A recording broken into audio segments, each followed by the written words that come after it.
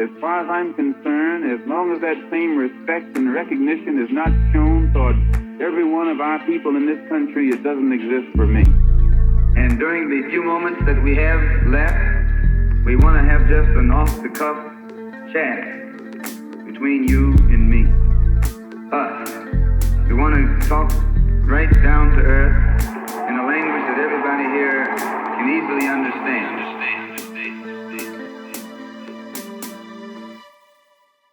Every election, we are bombarded and told that this is the defining moment. It is this moment that we have to get involved in. All of our activism energy is sucked into getting people incorporated into the state. Otherwise, we possibly face a descent into fascism. As laughable as that sounds, I'm looking forward to speaking with our guest once again. Welcome back to the Malcolm Effect, Professor Horne. How are you? It's all good. How about you? We're all good. And today joining me is my friend and teacher and comrade, Christian. How are you as well? I'm doing pretty good myself. Good, good, good. Christian, take it away. All right, so I just want to kind of kick it off with a first question. I think oftentimes you hear on the left a common position that's held by some people is that, one should not cast a vote for members of the Democratic Party because of their insincerity and incapacity to advance interests of the working class. Do you agree with this sentiment, or do you think how one should engage with electoral politics, and more specifically the Democratic Party, is highly contextual? Well, first of all, let's limit the conversation for the moment to the United States because the question of elections, the participation in same, is contextually determined. I think that part of the problem with the US left, which makes their arguments about elections so suspect and so questionable, is that in a sense, they plead inconsistent counts. What I mean by that is your lawyer goes to court with the client and he says, Your Honor, my client didn't do it and he won't do it again. I mean, that's inconsistent. If he didn't do it, then why are you saying he won't do it again? And so, likewise, with regard to the US left, they have a historical argument that posits the United States as having this grand revolution. This is the left, not just the liberals and the conservatives. This is across ideological lines. They say the United States had this grand revolution and established democratic rights that are very sturdy. Of course, they don't tend to necessarily engage with the question of enslavement of Africans, genocide against Native Americans, if only to just see it as some sort of blip on the screen. But yet, as your setup remarks suggested, whenever we get to an election, they say we're on the verge of fascism. So, which one is it? Did you have a grand revolution that established these sturdy democratic principles, or did you not? Which is why we're perpetually on the verge of fascism. And I think that the left really needs to clean up its historical argument because I think it leaves the electorate confused, understandably. Just like the judge will be confused if you tell the judge as a lawyer, my client didn't do it and he won't do it again. Obviously, based upon my historical excavation, I do not think that the United States had a so called grand revolution. I think that the United States was basically what happened in the 18th century was a counter revolution. I even wrote a book with that title. I have another book that just came out about the counter revolution of 1836, about Texas, how it secedes from Mexico in 1836 after Mexico, under a president of African descent, speaking of Vicente Guerrero, moves to abolish slavery. And Sam Houston and Stephen F. Austin and the other freebooters and pirates who ostentatiously affixed their names to major cities, like their counterparts in 1776, revolted and decided to set up an independent country and then proceeded to liquidate the indigenous population and, of course, create carnival for enslavers.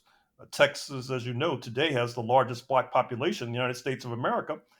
not least because independent Texas, it was independent before joining the United States in 1845. Independent Texas became a major slave trading nation. The Lone Star flag of Texas could be found off the coast of Angola, off the coast of Brazil, off the coast of Cuba, dragging Africans to an uncertain, unlamented fate. So I think that if the left wanted to persuade the electorate that these elections are serious and profound, they need to change their historical point of view and say, listen, voters, actually, the United States had a form of fascism against Black people and Native Americans before today. That is to say, the era of genocide and enslavement and then lynching and Jim Crow US apartheid. And the question then becomes, are they going to try to revive that system and drag us back to the past? But not only drag us, meaning Black people and Native Americans, but drag others as well. And so I think that's the problem with US elections. That is to say, how the left explains how we got to this point. Actually, you already started touching on something I wanted to get to specifically, which was Texas, because it's the subject of your recent book, The Counter-Revolution of 1836, Texas Slavery and Jim Crow and the Roots of American Fascism. But I also wanted to speak specifically to the gubernatorial race in Texas, where former presidential candidate Beto O'Rourke lost to the incumbent Greg Abbott. And last time we spoke with you, it was on the topic of control. And some have speculated that O'Rourke's calling for gun control in the wake of mass shooting in Uvalde, Texas, was partially responsible for his loss. And Abbott's win makes for 3 decades of Republican governors in Texas, making it a very red state. However, as your book details, the deeply conservative and reactionary nature of Texas politics extends much farther back than 3 decades. Could you talk more about this history and how it has played a role in the machinations of US fascism?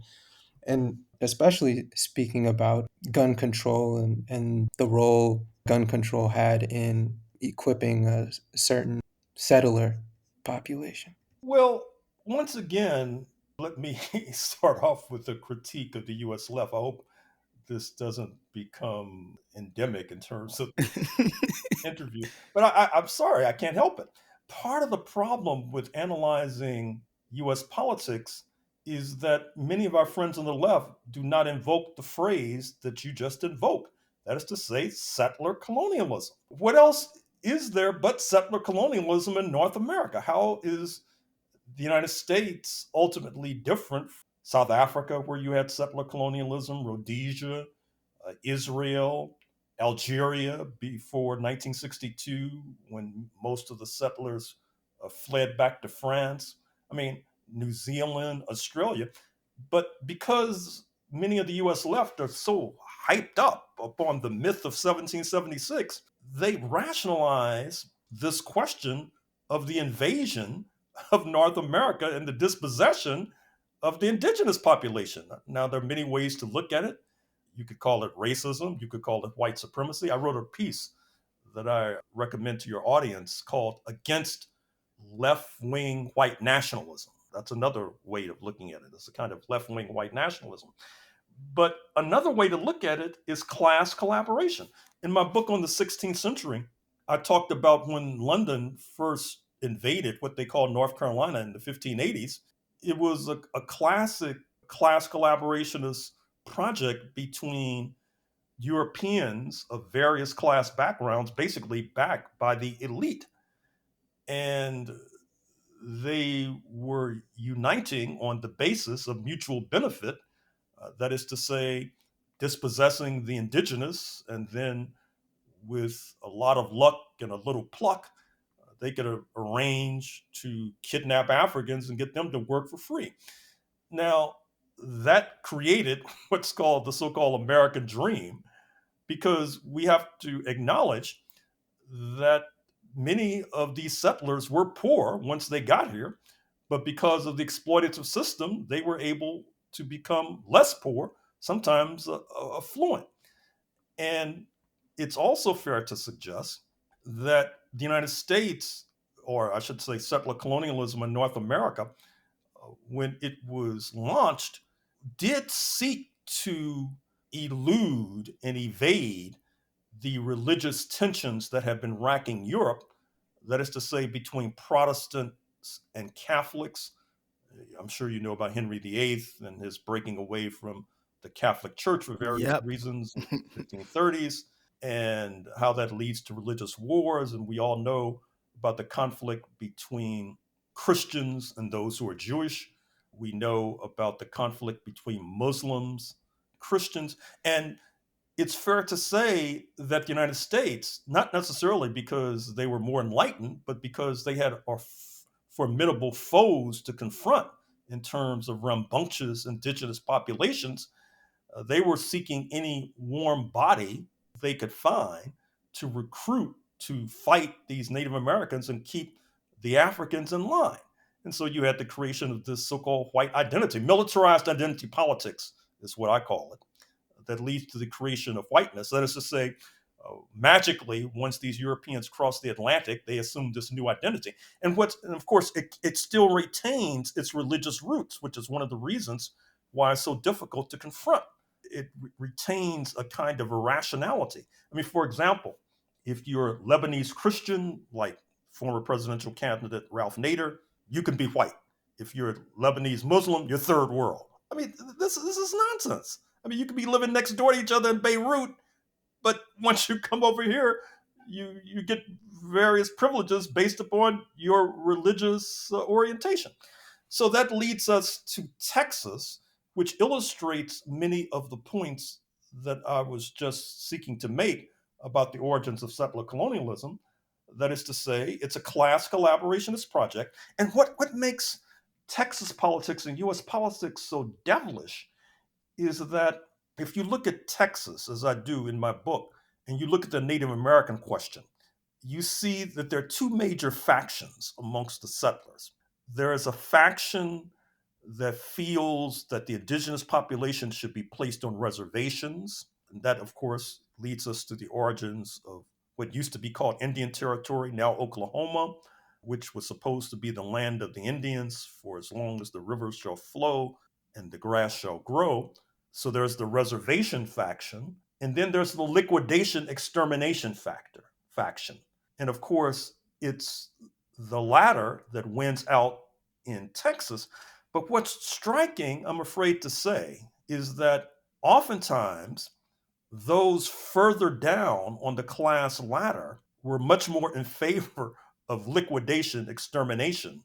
That is to say, that it wasn't as if the 1% was in favor of liquidation and the 99% were in favor of reservations. It wasn't that simple. And that's what makes it so difficult today to construct class-based alliances in the United States amongst the descendants of the settlers. Because if you look at the Trump base, if you look at the 75 million who voted for Trump in 2020, and it's a replica of the coalition that tried to execute a coup on January 6, 2021 in Washington in order to keep him in power. It's a class collaboration. You have chief executive officers of corporations who fly in on private jets. You have shopkeepers. You have military veterans. You have simple workers. You have police officers, etc. It's a class collaborationist project.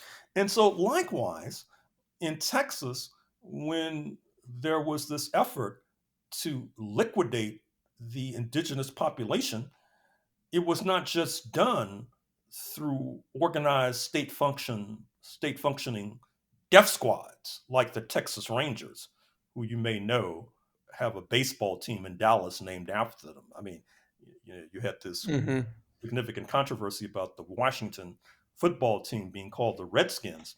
Somebody should complain about this baseball team named after a death squad, basically.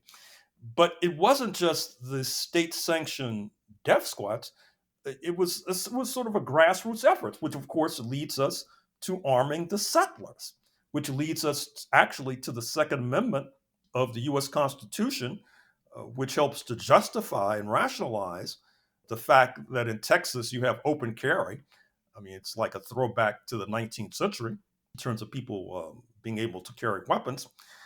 And that's an expression of the fact that there was this desire to arm settlers so that they could be in a position to liquidate Native Americans and keep the Africans in line.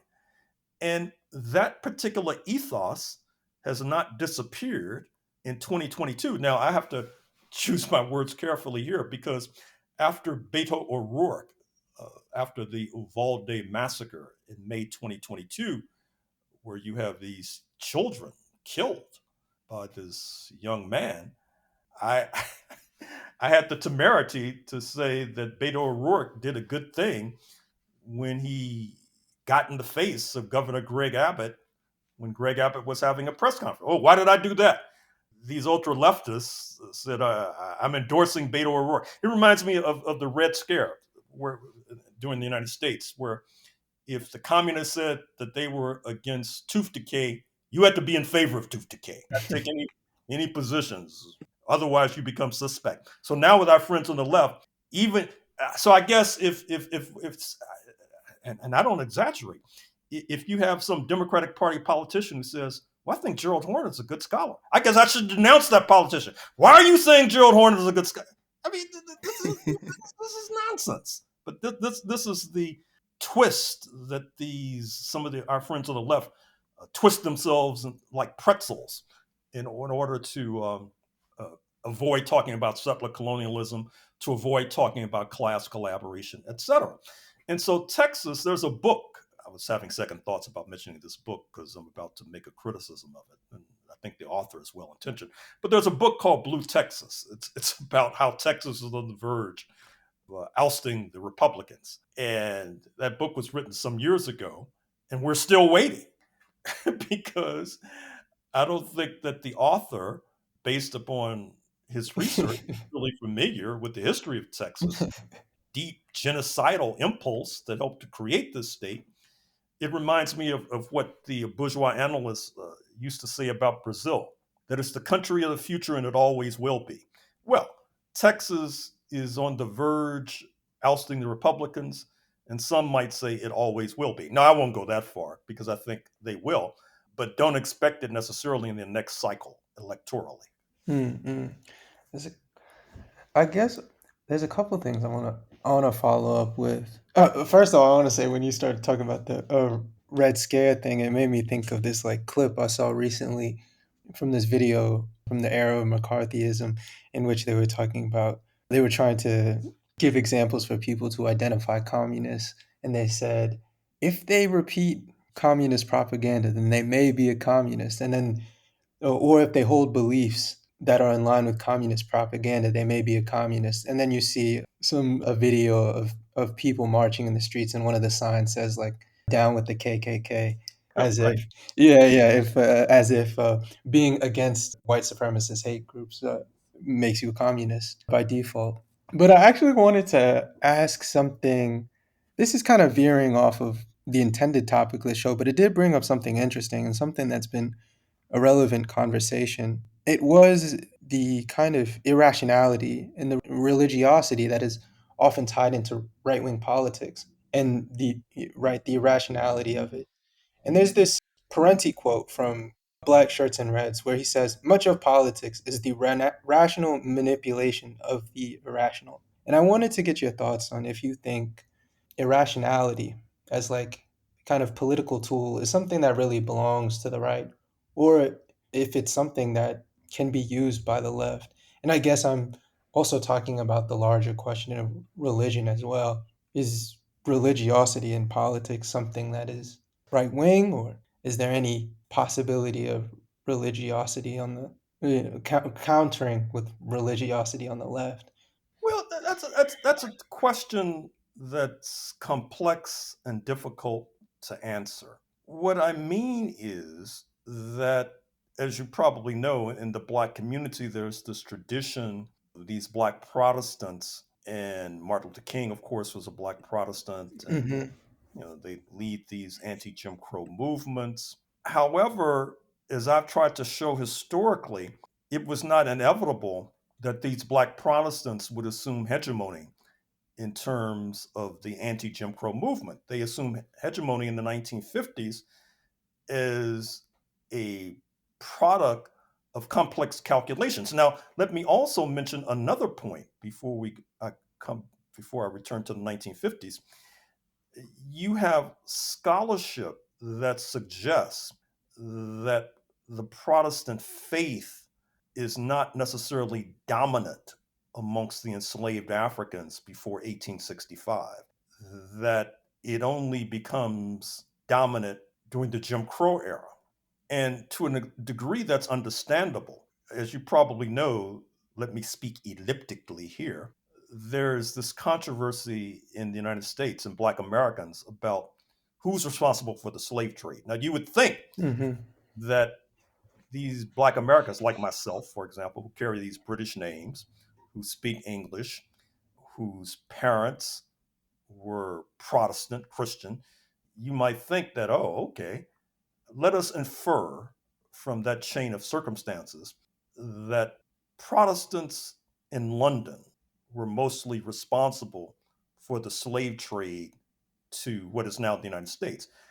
But for some reason, that's not that's not the analysis. Other religious groupings, shall we say, elliptically, or blamed for the slave trade. And I think part of the issue is I think people don't want to come to this religiosity is so deep and so intense nowadays, and then it gets so much credit. I was watching.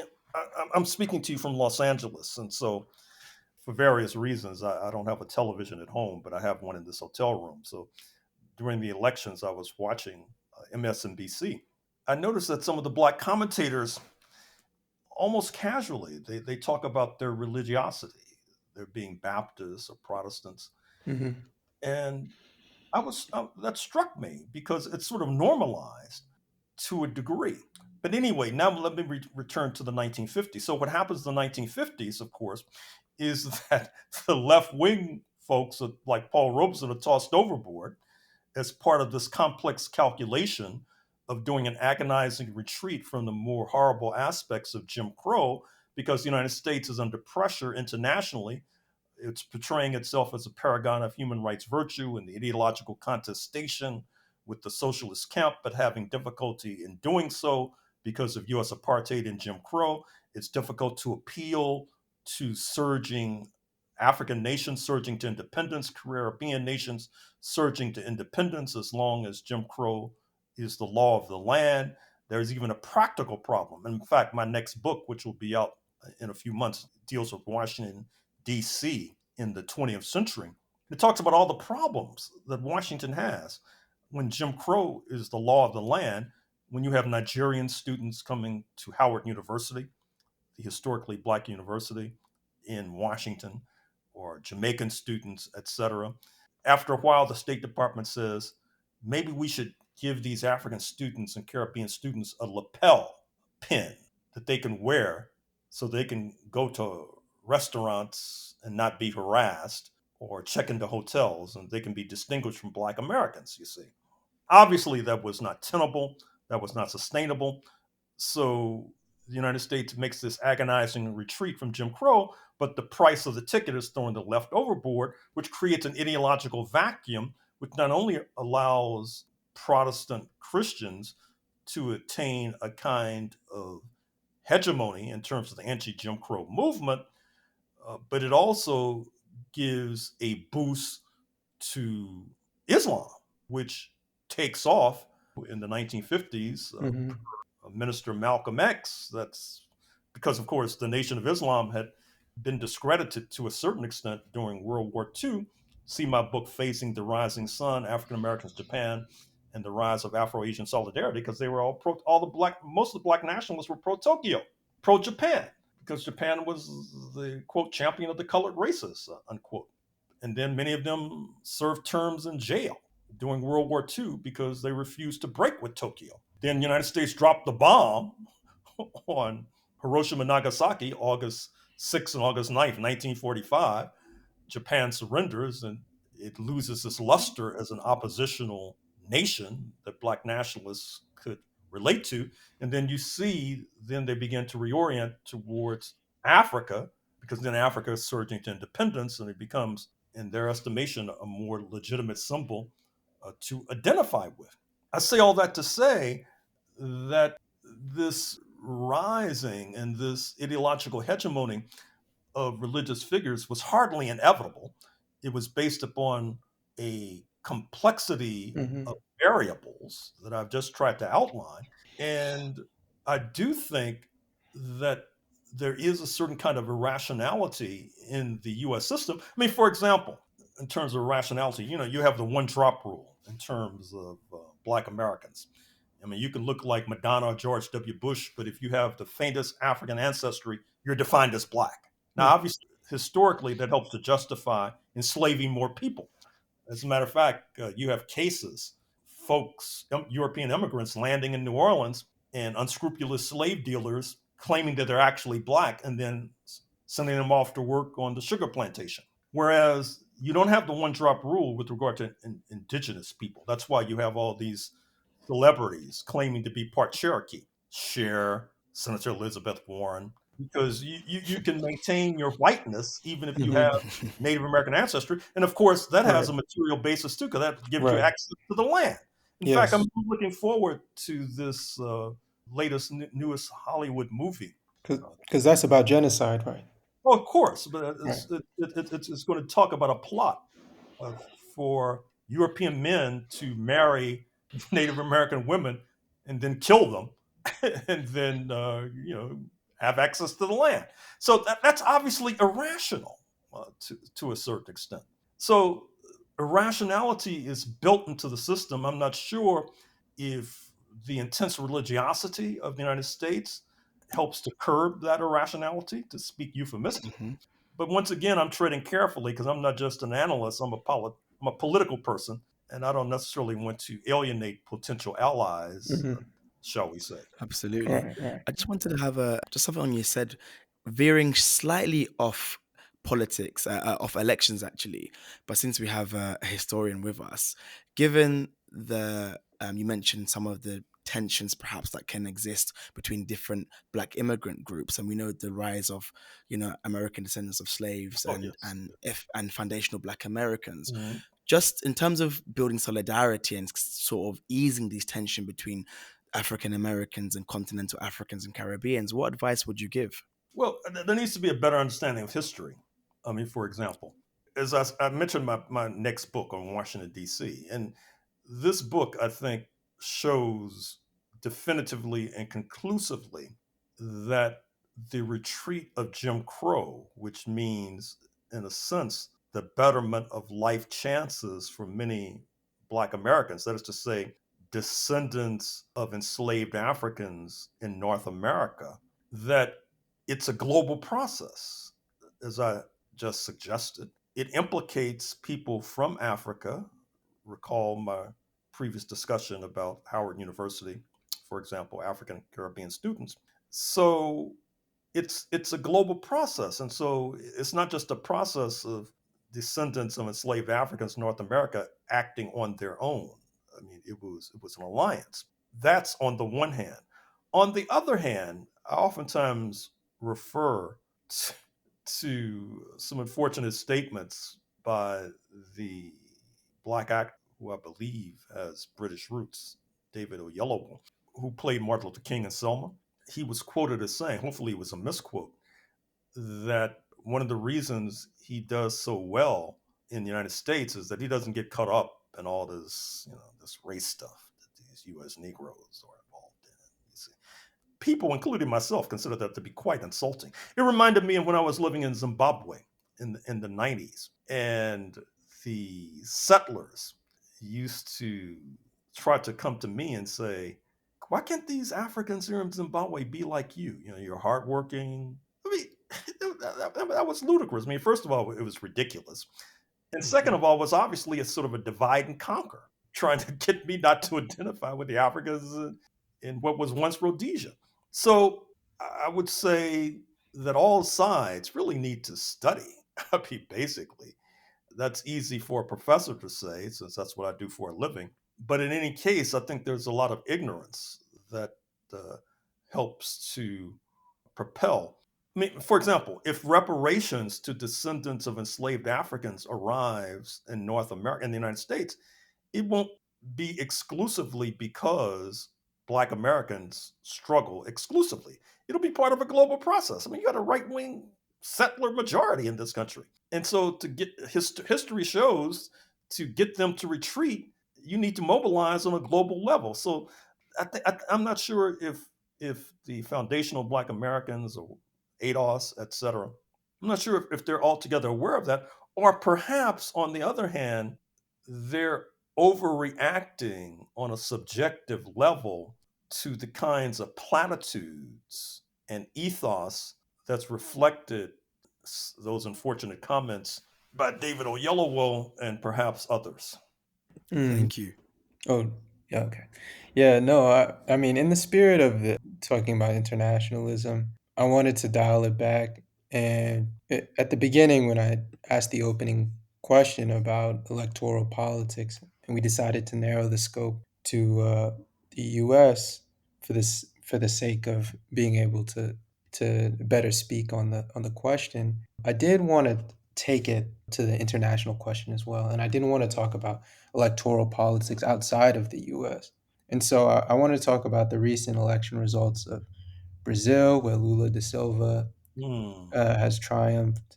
Earlier this year, Colombia saw the election of Gustavo Petro and Francia Marquez. These are examples of huge triumphs for the left in Latin America.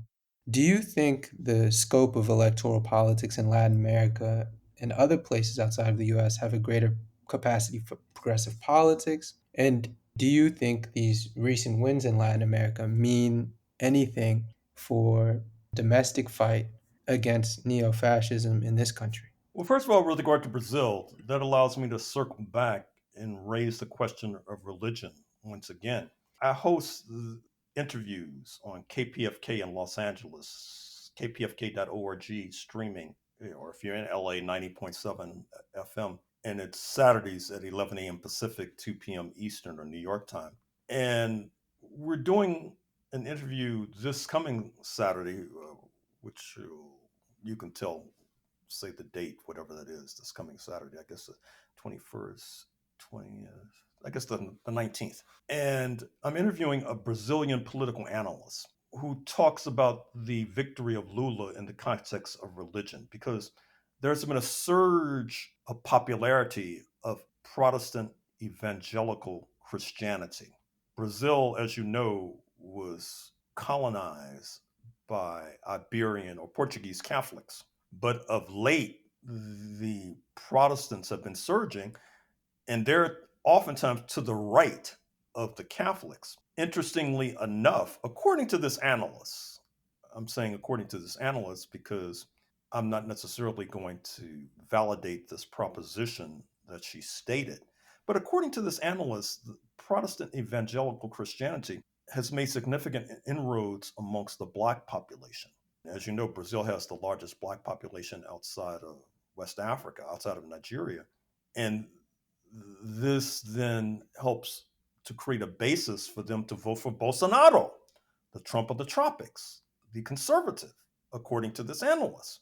And I found that shocking and startling. And perhaps I shouldn't even repeat it since I'm not going to validate it, but it's something to investigate for those in your audience.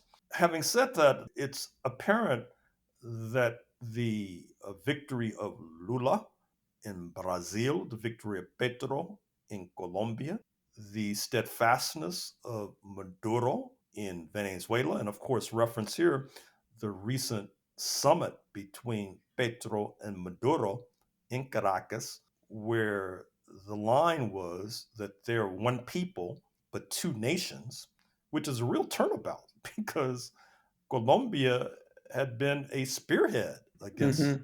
Maduro under previous President Duque, and now there's an apparent turnabout.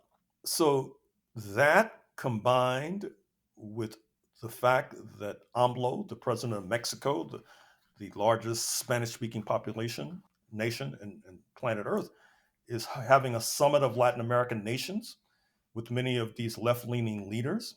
Obviously, it's a slap in the face of the US dominated Organization of American States. Recall how when Mr. Biden had the so called Summit of the Americas in Los Angeles some weeks ago, that Cuba was not invited. I don't think that AMLO is going to make that same mistake. And I would like to think that this turn to the left in the hemisphere will have impact on the United States. I'm not sure if it will.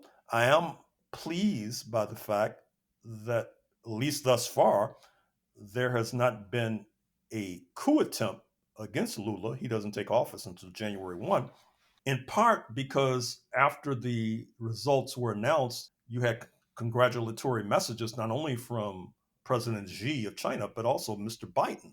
And perhaps that helped to stay the hand of the coup mongers in Brazil. At least I would like to think that's the case. And these are very important elections because as you look around the world, we don't necessarily see this sort of shift to the right. Look at the elections in Israel, for example.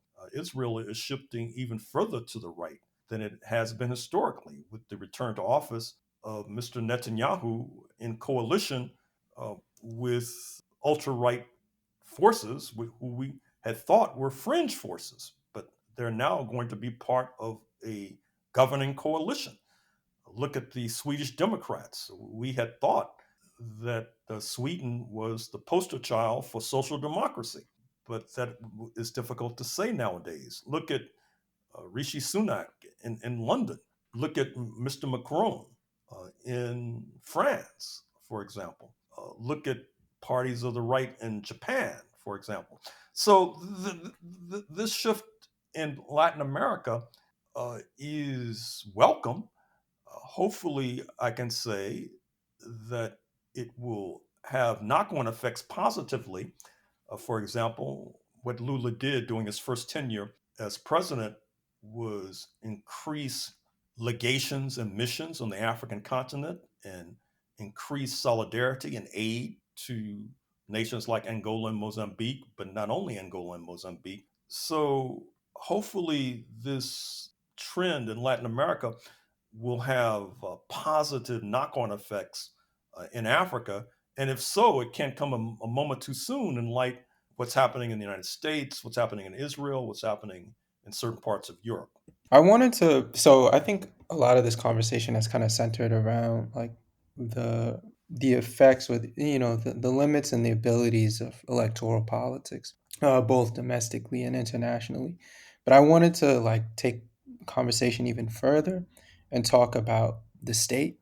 And some on the left may say that there is something inherently problematic about a state apparatus.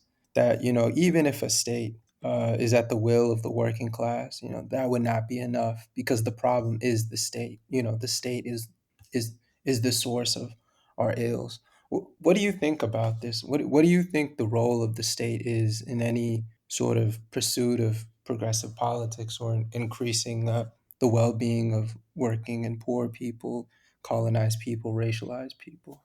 Well, I think that until the state begins to wither away, which it very well may do, there are social scientists who say that it will, but that moment has not arrived as of November 2022, which suggests that then there becomes a struggle for hegemony with regard to control of the state, with regard to allocation of state resources towards the poor and towards the working class, towards universal health care, towards free education, not only K through 12, but post K through 12. And that presupposes a certain kind of organization, that is to say, working class organization, organization of the poor. That's problematic and difficult nowadays because the class project has taken some very severe blows in recent decades. That's one of a recent talk I gave on fascism by Zoom before an audience gathered for the University of Colorado. I suggested that the class project has retreated so severely in recent decades that you might have a recrudescence of the kind of religious bigotry we thought had disappeared hundreds of years ago. I mean, here's one example amongst many. You have this official in Georgia who's been stigmatizing Catholics on a Protestant basis, saying that they're the products of superstition. I mean, this is the world that we're living in right now. And so I think that it is possible that the state will wither away at some point. I don't necessarily see the state as inherently problematic. I'm not an anarchist, for example. I think that the Cuban state has helped to repel US imperialism, and that's a good thing. I think that the state in Cuba has tried to provide social welfare benefits to the poor and working class of Cuba. I think that that's a good thing. And in fact, if there was not a strong and competent state backed up by working class organization in Cuba, Cuba would be a neo-colony right now. So a neo-colony of US imperialism right now. That would not be a good thing. So when we talk about the state, I think that once again, context is all.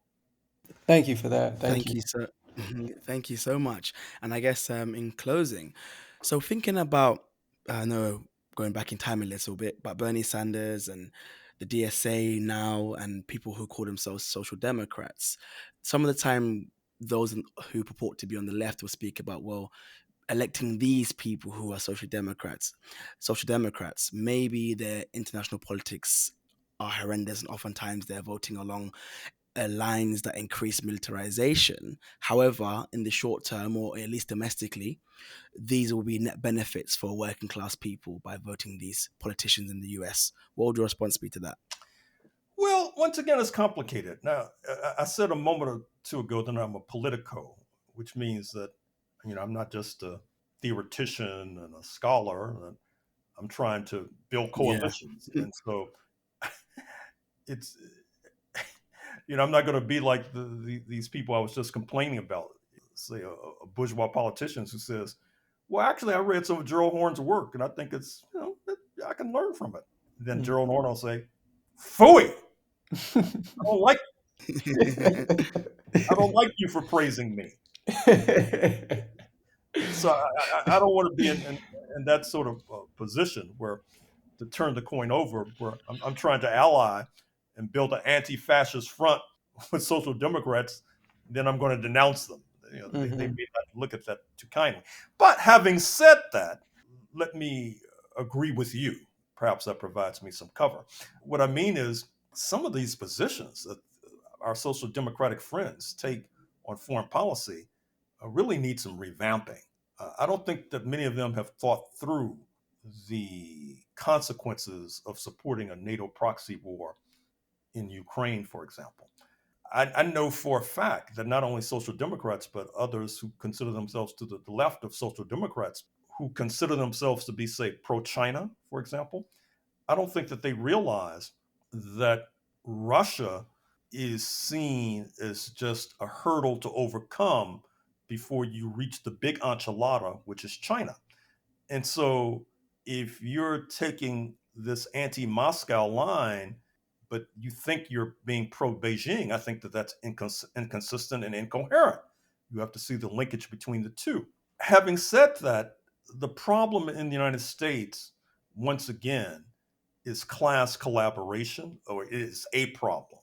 That is to say, a significant percentage of the Euro-American working class, and even the Euro-American poor and unemployed, refuse to play a positive and progressive role. And that then limits the rest of us, because that limits us, I'm afraid to say that, well, I think that Bernie Sanders is a step forward from Joseph R. Biden, despite the fact that Mr. Sanders may have some flaws, shall we say, euphemistically, with regard to foreign policy. But I said just the other day, who was I talking to yesterday? I was talking to, God, it seems so long ago. Anyway, I was having an interview yesterday. Oh, yes, it was a KPFK benefit, which you can probably find online. And what I mentioned in that interview, I'll mention here, which is that the counter-revolutionaries, of which there are many in the United States, they take a step-by-step approach to counter-revolution. That is to say, they support Trump. They don't necessarily see Trump as the end all and be all, but they see him as a useful tool to bring counter revolution one or two steps closer. Then you have revolutionaries. I wrote a book about William Patterson, who was a black communist in the United States, who led the campaign on behalf of the Scottsboro Nine in the 1930s, which was a major blow against U.S. apartheid.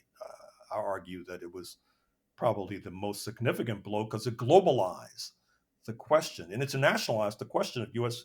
Jim Crow, just like apartheid in South Africa was globalized and internationalized before 1994 in the first democratic elections.